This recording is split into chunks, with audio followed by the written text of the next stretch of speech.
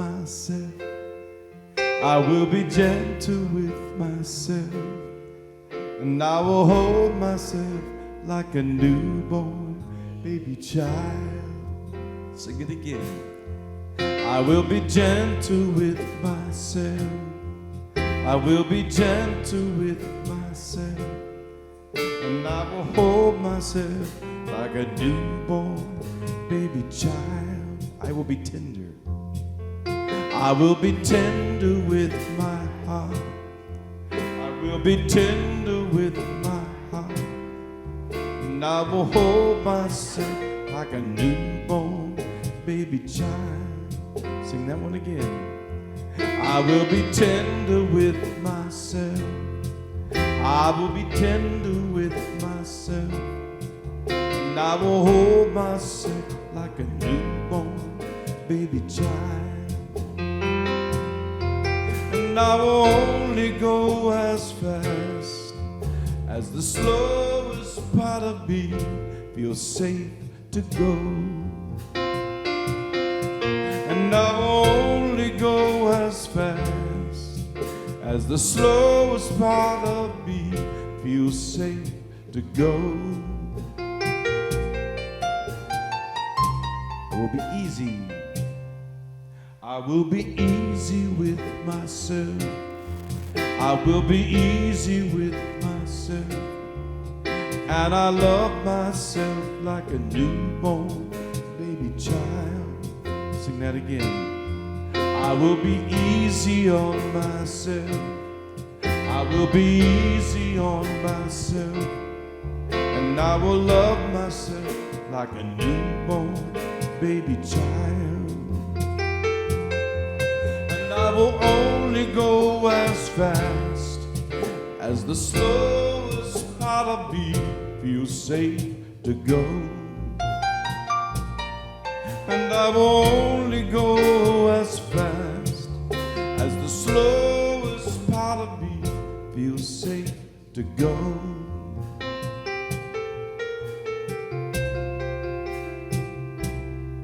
I've been gentle with myself.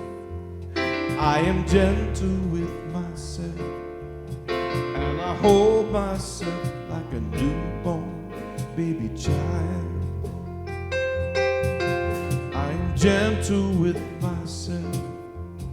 I am gentle with myself, and I hold myself like a newborn baby child. And I rock myself. And I rock myself like a newborn baby child. Hold myself. And I hold myself like a newborn baby child. I love myself. And I love myself like a newborn baby child.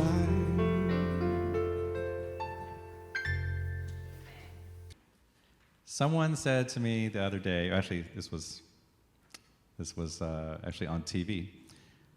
Someone said, "We're in the upside down. We're in the upside down." And this is a concept from the TV series Stranger Things, for those of you who may be familiar with it.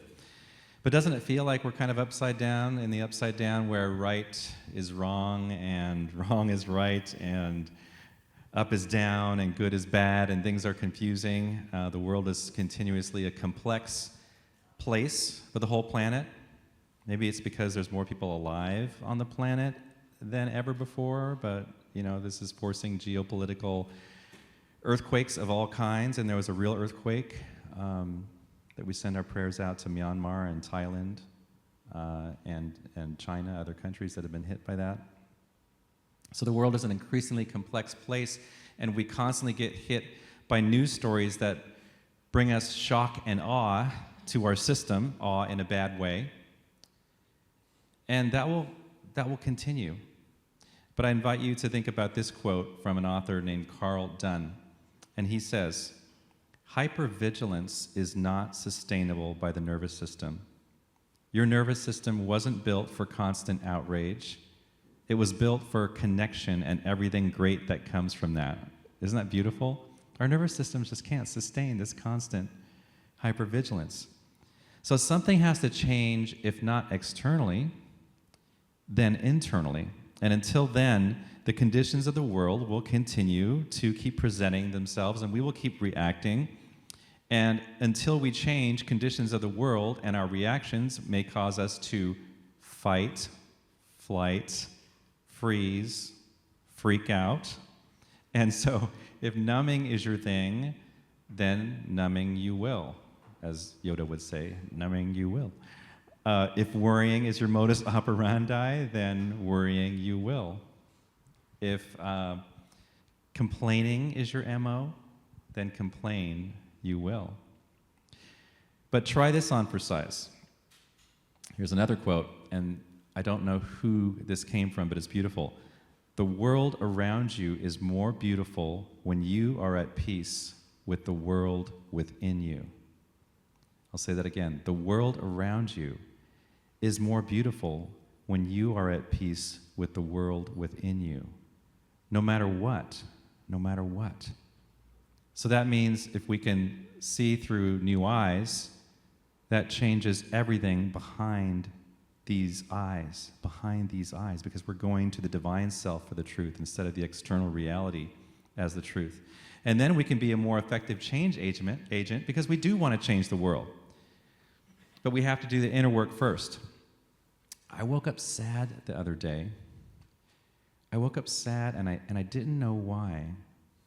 Have you ever experienced that? And the first thing you want to do is you want to, I don't know, reach for the phone or get up and just go to the next thing. But I decided, wait a minute, I want to know, I want to have some self-inquiry here. I want to know what this is. So I just kind of rested with it and just thought of nothing until the sadness, I let the waves of the sadness wash over me. And this is called, by some it's called, you gotta feel the feels. You gotta feel the feels. You gotta feel the feelings. It's the first thing they teach you, believe it or not, in ministerial school. They say, okay, you gotta take this class on self-care. Are you feeling the feelings? And when you sign the ethics statement at Unity Worldwide as a minister, they say, there's a whole page on self-care.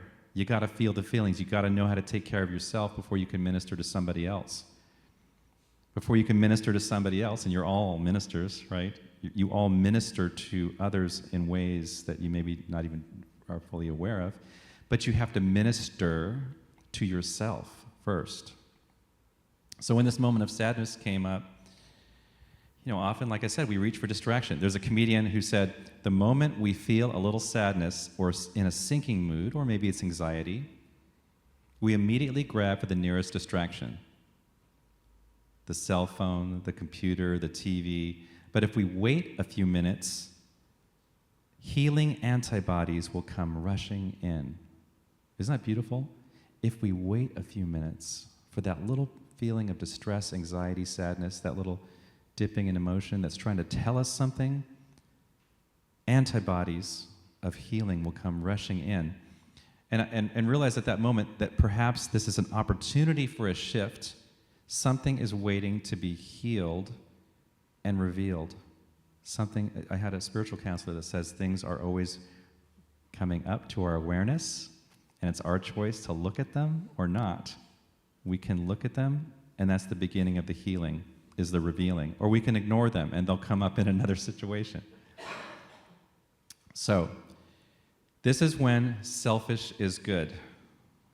When we turn towards the self, we can then handle the upside down in a new way, doing the self-work. And I want to focus on a couple of particular ideas about turning towards ourself, about selfishness. You heard me say, maybe a few weeks ago, the environment dictates the change. The environment dictates the change. And in this case, the environment of you dictates the change of you. So ask the question, if my environment dictates the change, do I have a good environment for that to happen? And when I think of environment, it reminds me of plants around our home. And Jen I mean, I cannot keep a plant alive. I did move a little plant from the office to the Fillmore room. Is it alive? Does anybody know? Is it alive, Valerie? You have to go check. She's going to go check to see if it's alive. Because I was trying to change the environment of that plant. But Jen, she goes around and she tends to these plants, and some of these plants are persnickety. You know, they're persnickety. So they need what? They need a change in soil, sunlight, water, love, right? Whatever they need. And so I'm thinking that, is it alive? It's barely alive. Okay. The little plant is barely alive. She's going to water it, okay? So that is an analogy for, Josephine said something to me about tending the garden of your soul. And I thought, wow, tending the garden of your soul. How much time and effort do we spend tending the garden of our soul for transformation, to create that environment that dictates the change of our soul? And so I have 3 ideas. One is about people. One of the things that dictates the environment of which your soul sees as soil and will grow, given the right conditions, is the people that you hang out with. So the question is, who are the 5 or handful of people that you spend the most time with? Who are those? Good morning. Who are those 5 people that you spend the most time with? And it could be on the phone. And for some of you, it could be that it could include a media voice. Could include a media voice that you're hearing a lot of. But put these voices together and ask yourself, do these people lift your vibratory frequency? Do they give you hope? Do they support you? Especially for the people in person, do they support you? Young Pueblo, an author, said, as you're examining these people in your life, if you're wondering who your people are, they're the ones who make your heart feel seen and your nervous system feel calm. Like who is that? Think about the people in your life. Do they make your heart feel seen? Do they make your nervous system feel calm? Maybe put yourself out there as being one of those people. Do you see yourself? Does the presence of the higher wise sage you make you feel calm? And this author goes on to say, these people are the ones who make you feel like you are in your own rejuvenating universe together. Do you ever feel like that when you reunite with an old friend? How it feels like you're in your own rejuvenating, alive, expansive universe together. And maybe you'll go from calling them a group to your soul group, or I think a hippie term is Ray group, or whatever you want to call it. Who's in your soul group? Who's in your Ray group, spiritual rays? So the next idea on changing the environment and nurturing the garden of your soul is get rid of the noise. Because, as I said in the meditation, the nervous system heals in stillness. The nervous system heals in stillness. So every moment in noise needs equal moments in silence. Every moment in chaos needs equal moments in calm. Some people say every moment of expansion needs moments of contraction and rest. And it's not so obvious sometimes what those moments of quiet are, but think about the media you consume.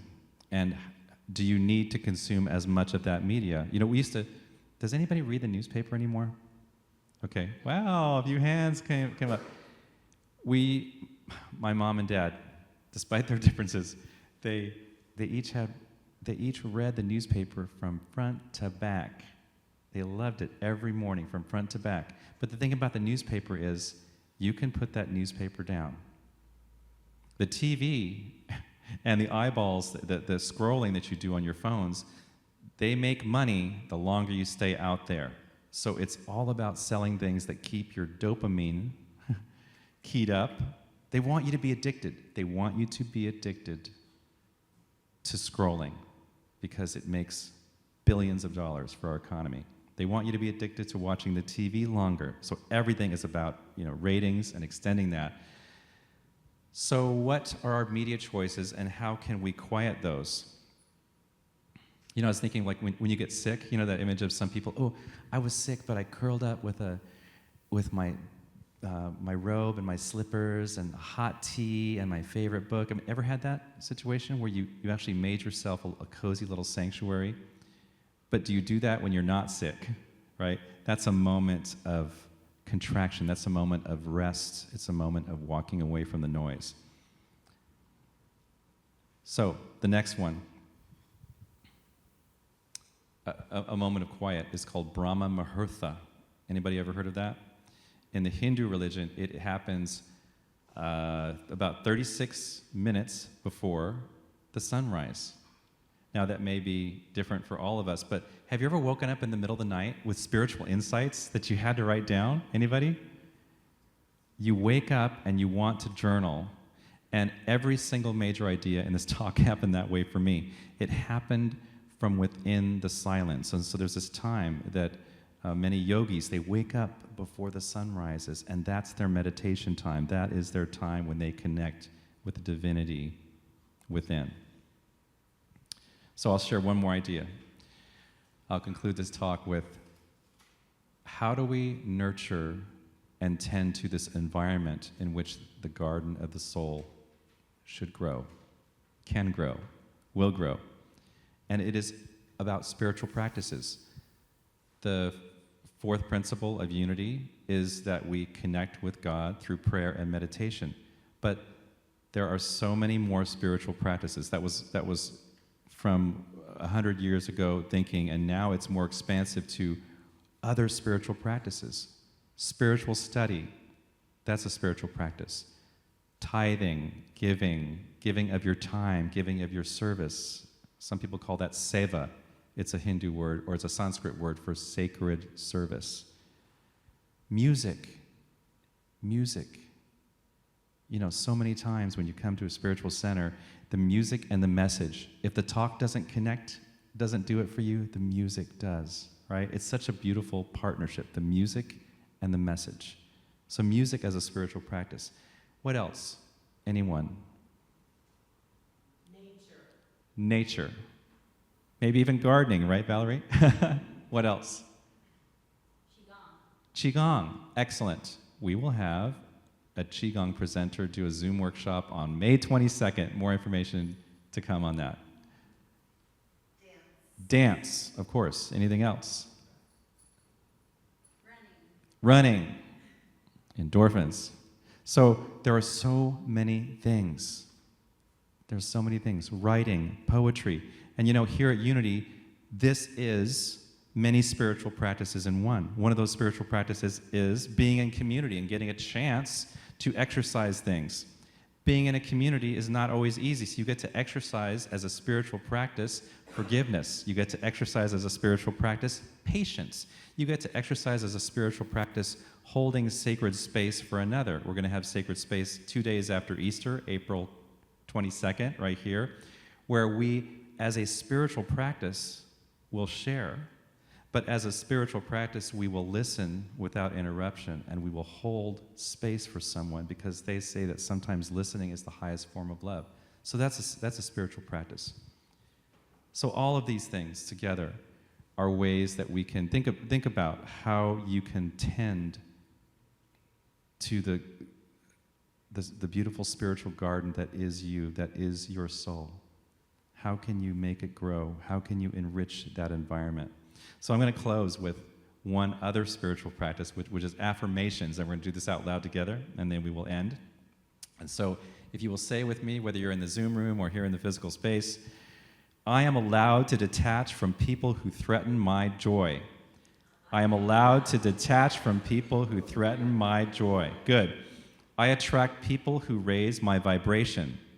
I attract people who raise my vibration. I have compassion for those who don't. I have compassion for those who don't. My presence raises the positive energy of this room. My presence raises the positive energy of this room. I am committed to the growth of my soul. I am tending to the garden of my soul. I'm here to be the best possible person I can be. I change my environment first.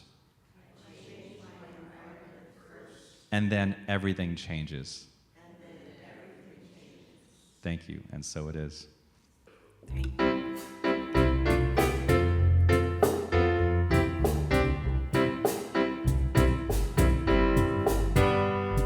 Sometimes in our lives, we all have pain, we all have sorrow. But if we are wise, we know that there's always tomorrow. Lean on me when you're not strong, and I'll be your friend. I'll help you carry on. Oh, it won't be long till I'm gonna need somebody to lean on. Please swallow your pride. If I have things you need to borrow, for no one can fill those of your needs that you don't let show. So just call on me, brother, when you need a hand. We all need somebody to lean on. I just might have a problem that you'll understand. We all need somebody to lean on. Lean on me when you're not strong, and I'll be your friend. I'll help you carry on.